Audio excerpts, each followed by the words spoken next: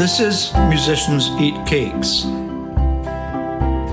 an audio broadcast of music trivia. Hello again. This is the second podcast in the series Musicians Eat Cakes, about connections and coincidences in the world of rock and pop. Today's episode is about artists that we know as singers or musicians, but who actually started out acting in films or television.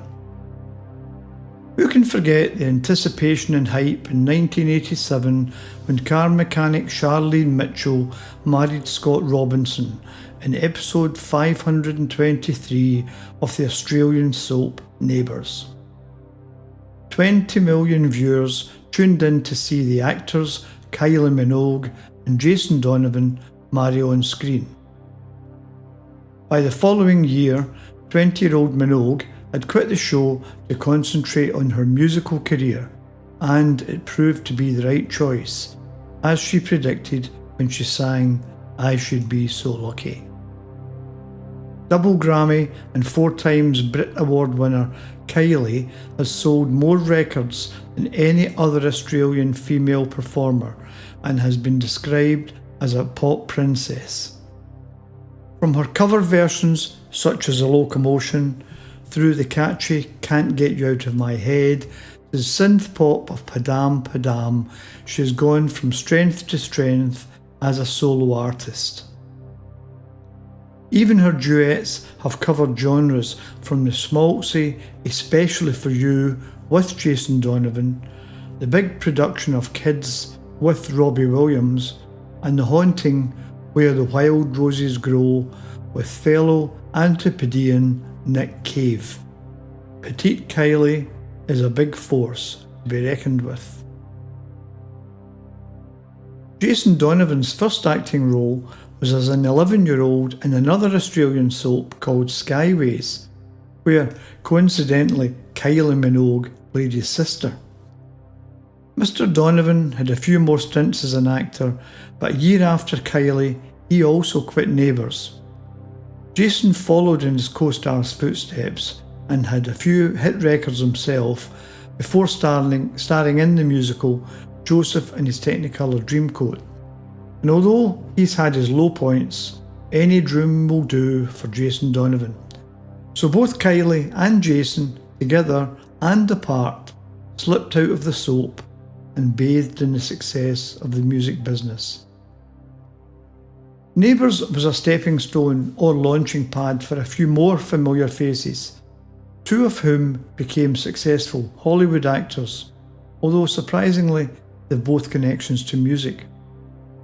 Oscar winner Russell Crowe appeared in 4 episodes of the Australian soap, and as well as his renowned film career, he fronts a band called the Indoor Garden Party.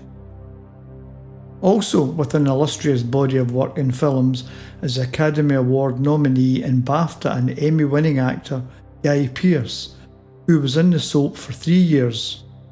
Pearce has dabbled in music over the years and has released 2 albums.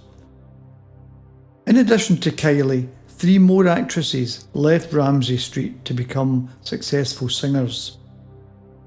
Natalie Imbruglia appeared in Neighbours for a couple of years, while Holly Valance and Delta Goodrem were both nearer 3 years in the show.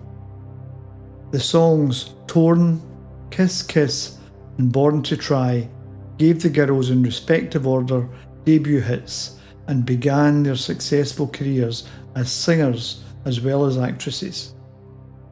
A few others tried to use their minor fame from Neighbours to attempt a musical detour, such as Stefan Dennis, who actually achieved a top 20 hit, but this is actually best forgotten. Another Australian soap gained popularity around this time, and whereas we can thank Neighbours for introducing us to Kylie, Home and Away brought us her sister Dannii Minogue, who also went on to have a few dents in the charts, but did not quite match her older sister's success. One actor who appeared in both of these Australian soaps was Craig McLachlan, who had moderate success as a musician with a few charting singles in the UK prior to moving into musicals.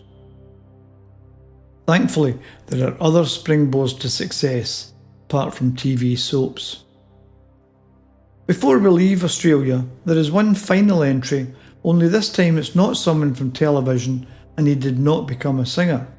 Instead, it's a 9-year-old actor who starred in a feature film alongside Ralph Richardson in 1956. And just over a decade later, he was on Top of the Pops playing drums on a #1 record. Colin Peterson played the main character of Smiley in the film of the same name, after which he starred alongside Richard Attenborough in his next film role, and then Max Bygraves in his final outing as an actor. Although these performances were well received, Colin gave up thoughts of the silver screen in 1960, and having befriended Maurice Gibb, Peterson spent the next stage of his career as drummer with the Bee Gees, and he played on the band's first 6 albums and early hit singles.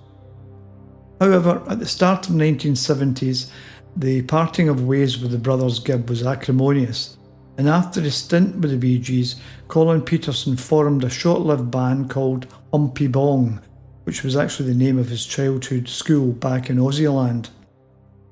Despite appearing on Top of the Pops, Humpy Bong sunk without trace, and Peterson returned to Australia, where he died in November 2024.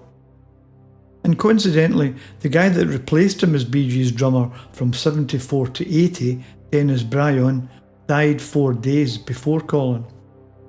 However, back to the connection from Humpy Bong's failure to the success of other musicians, which is interesting.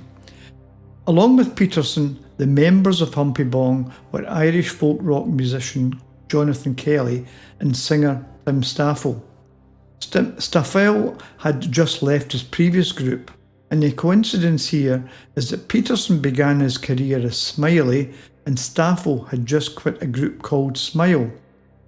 For those of you who watched the biopic Bohemian Rhapsody, you might recognise the name Smile, as the group's remaining members Brian May and Roger Taylor were joined by John Deacon and Freddie Balsara, who changed his name to Mercury. The band adopted the name Queen, and we all know who was smiling after that. Continuing on a similar theme, another child actor had a starring role in 1956, and coincidentally, just over a decade later, he too was the drummer on a #1 single. Mickey Dolenz starred as Corky in the American TV programme Circus Boy, and featured in a few other roles before he undertook the dual role of acting and music in The Monkees. In addition to drumming, Dolenz sang lead on the hits I'm a Believer and Last Train to Clarksville. Fellow Monkey Davy Jones took the lead vocals on I Wanna Be Free and Daydream Believer, and he too began his career as an actor. Jones' first role was in the UK soap Coronation Street, where he played the grandson of Ina Sharples, but only in 1 episode. He was also in the cop show Z-Cars in the UK and a couple of appearances on US television. This Davy Jones, as opposed to the one I mentioned in the last podcast who changed his name from Jones to Bowie, was in the cast of the West End musical Oliver in the early 60s, playing the role of the Artful Dodger. And a few years later, he's singing Hey Hey We're the Monkees. Staying with connections, another young actor to play the role of the Artful Dodger in the early 60s was Steve Marriott, and a few years later, he was spending a lazy Sunday in Itchycoo Park. Marriott was the lead singer and guitarist in the Small Faces, who notched up a string of hit singles co-written by Steve and Ronnie Lane. Steve Marriott then formed a new band, Humble Pie, along with another musician who was mentioned in the previous podcast, Peter Frampton. Ronnie Lane moved from the Small Faces to the Faces with another Ronnie, Mr. Ronnie Wood, and his buddy Rod Stewart. Just to complete the connections, Small Faces keyboard Ian McLagan and drummer Kenny Jones also moved to the Faces before Kenny took over from yet another musician who was mentioned in the last podcast. Keith Moon's death at 32 created a vacancy on The Who's drum stool, which Jones sat on for a few years before his place was taken by Zak Starkey, Ringo's son. So the connections linked to other connections. Now, although a number of young kids took on the Artful Dodger role in Oliver over the years, there was one other would-be actor who changed careers and also became a successful drummer, and then subsequently a singer, songwriter and producer. Phil Collins not only acted in Oliver, he also had a bit part in the Beatles film A Hard Day's Night. Anyway, as we know, Phil Collins sat in the drum stool in a 70s prog rock group, but soon moved to the front as lead singer when Peter Gabriel made his exodus from Genesis. Collins then had a very successful solo career as a musician, but also returned to acting in the 80s, appearing in Miami Vice and starring in the film Buster. In 1985, Phil Collins was certainly singing In the Air Tonight as he flew on Concorde from London, where he had performed at the Live Aid concert at Wembley Stadium, to Philadelphia, where he also performed at the American show. Another act who played at the Wembley Live Aid concert was Spandau Ballet, with members including two one-time child actors. Brothers Gary and Martin Kemp later in their careers played the infamous Kray twins among other acting roles, but long before they broke through the barricades to strike gold with Spandau Ballet, the boys were true child actors. Gary appeared in a couple of Children's Film Foundation productions with a major role in the 1972 movie Hide and Seek, while brother Martin cropped up in Jack and Ori, Dixon of Dock Green, and had a part in the TV drama The Glittering Prizes. So the Kemps went from acting to music to more acting and still music, with Gary moving to Hollywood and appearing in The Bodyguard and the Quentin Tarantino-produced Killing Joe, among other projects. Meanwhile, Martin underwent successful surgery to remove 2 brain tumours and joined the cast of the UK soap EastEnders. Now, the next story might surprise you. What we now call reality TV in the 2002 launch of The Osbournes, with Ozzy, Sharon and family opening up their home and life for viewers to witness, was not actually a recent phenomenon. As far back as 1949, another Ozzy, this time spelling Ozzie, was in a radio programme called The Adventures of Ozzy and Harriet. This show, in America obviously, starred real-life couple Mr. and Mrs. Nelson and their sons David, who was 12, and 8-year-old Rick. In 1952, a feature film called Meet the Nelsons was made, and the same year the original radio format morphed into a TV sitcom that ran right through until 1966. The acting family played versions of themselves, and as the series developed, Ricky Nelson became a heartthrob to the American teenage audience, and the programme began to feature him singing. In the late 50s and early 60s in the US, Nelson was second in popularity only to Elvis, but his star status did not really travel to the UK, where he only had a couple of minor hits, the biggest being Fools Rush In 1963. But he's probably best known for the song Hello Mary Lou, which was actually written by someone more familiar as a singer, Gene Pitney. So, from radio to TV to film as an actor, and back to radio and on to record stores as a singer. Some people are just born to entertain, and talent often shines through, but not always in just one medium. Ricky Nelson actually had a bit of a comeback in 1972 with his own song called Garden Party, but it was short-lived and he was soon dropped by his record company 2 years later. But he did continue to play live with the Stone Canyon Band. Unfortunately, a plane crash in 1985 killed Rick Nelson, who was 45, and the members of his band. His legacy lives on through his sons Gunnar and Matthew Nelson from the band Nelson, who've had a few hits in America, the biggest being Can't Live Without Your Love and Affection. To end the Nelson story, the boys, their father and their grandparents, Ozzie and Harriet, are the only family to have a #1 record in the States across 3 generations.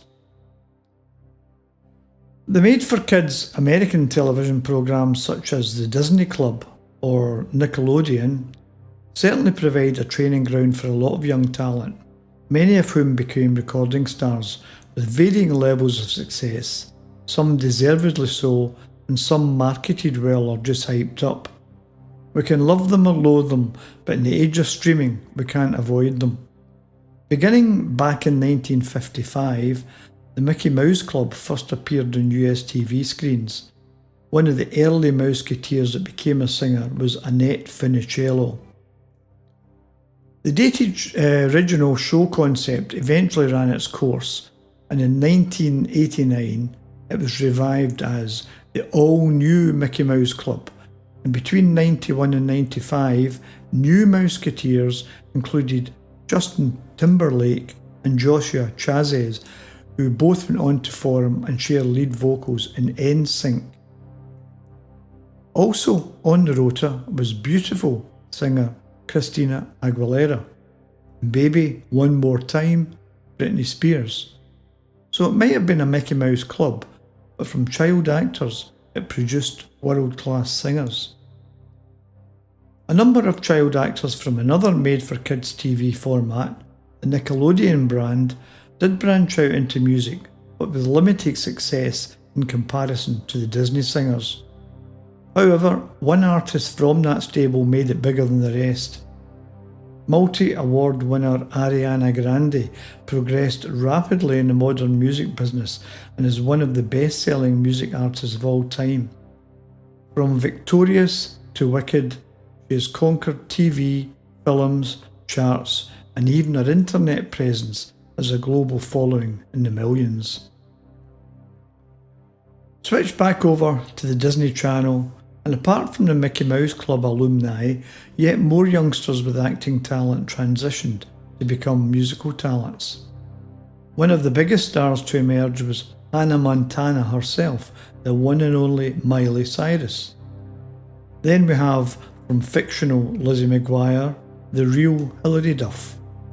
From High School Musical, we have Vanessa Hudgens and the very successful Olivia Rodrigo.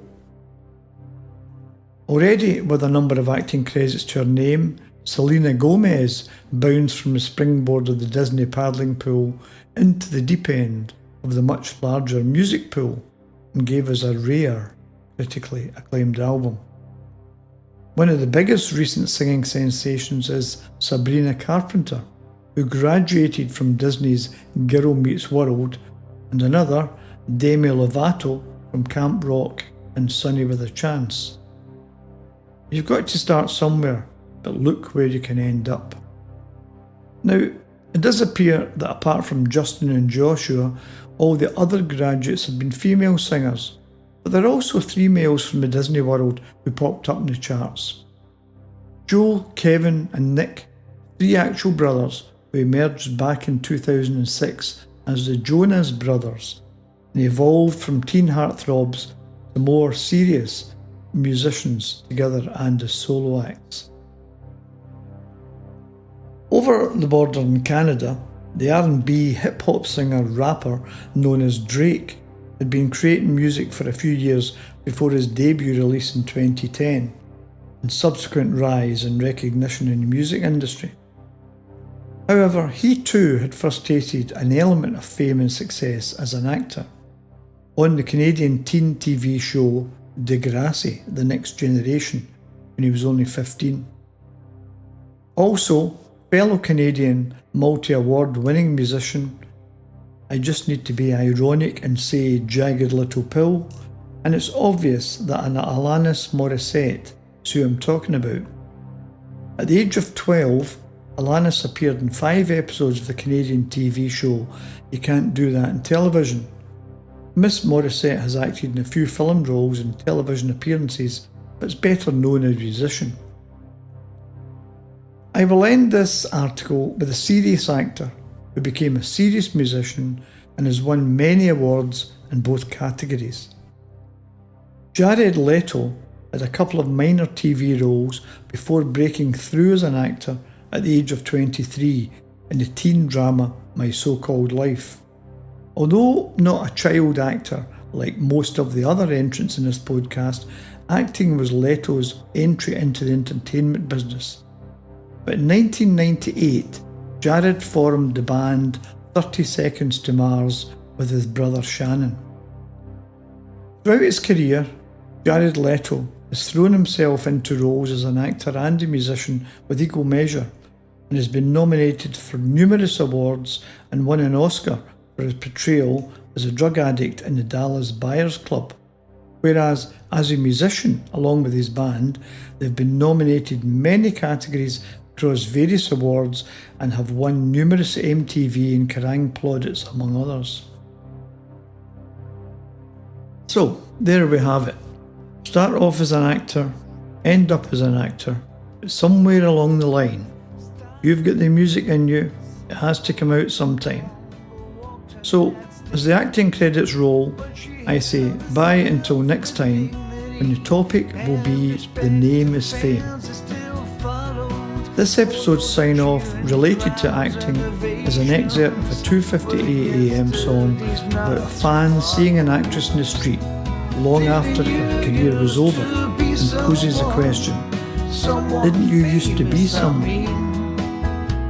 You look just like that actress from the movie stage and screen. Again, I apologize for my words. I don't want you to think I'm rude. Sorry if you are not her, but if you are, you may